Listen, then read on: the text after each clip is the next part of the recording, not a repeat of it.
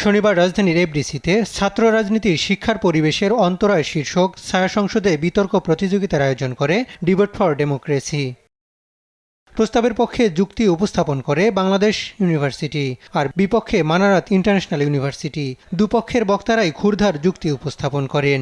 আমার ভাই আবু সাঈদকে যখন হাত উজাড় করে দেওয়ার পরে তাকে হত্যা করা হয়েছিল, তখন একজন সাধারণ শিক্ষার্থী হিসেবে আমার মনে রক্তক্ষরণ হয়েছে। তখন আমরা সাধারণ ছাত্ররা রাস্তায় নেমেছি, একটা গণবিপ্লব হয়েছে। সেখানে আমরা কোনো রাজনৈতিক দলের এজেন্ডা বাস্তবায়ন করতে চাইনি। মাননীয় স্পিকার, জাতীয় রাজনীতিবিদরা দুর্নীতির কারণে বেগমপাড়া টাকা পাচার করছে। মাননীয় স্পিকার, তাদের রাজনীতিকে আপনারা একবারও বন্ধ করতে বলেছেন, করেন নাই মাননীয় স্পিকার। কিন্তু শুধুমাত্র ছাত্র রাজনীতিকে বন্ধ করতে বলেছেন। কেন ছাত্র রাজনীতিকে বন্ধ করতে? এই জন্য বলেছেন কারণ বারবার তারা ফ্যাসিবাদকে, স্বৈরাচারকে নিরসনে তারাই ভূমিকা পালন করেছে মাননীয় স্পিকার। এ সময় বিশ্বজিৎ হত্যার উদাহরণ টেনে ক্যাম্পাসে দলীয় রাজনীতির নেতিবাচক দিক তুলে ধরেন অনুষ্ঠানের সভাপতি ও সঞ্চালক হাসান আহমেদ চৌধুরী।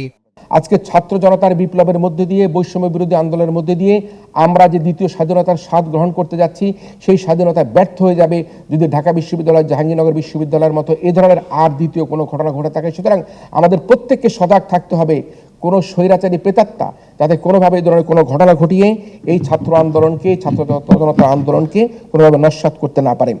প্রধান অতিথি গণ অধিকার পরিষদের সভাপতি ও ডাকসুর সাবেক ভিপি নুরুল হক নূর বলেন, সব রাজনৈতিক দল থেকে অন্তর্বর্তীকালীন সরকারে প্রতিনিধি রাখতে হবে। এই সরকার একটা অরাজনৈতিক সরকার, রাষ্ট্র পরিচালনা একটা রাজনীতি। সুতরাং অরাজনৈতিক ব্যক্তিদের দিয়ে একেবারে পূর্ণ রাজনীতি কিংবা পরিপূর্ণভাবে রাষ্ট্র পরিচালনা করা সম্ভব নয়।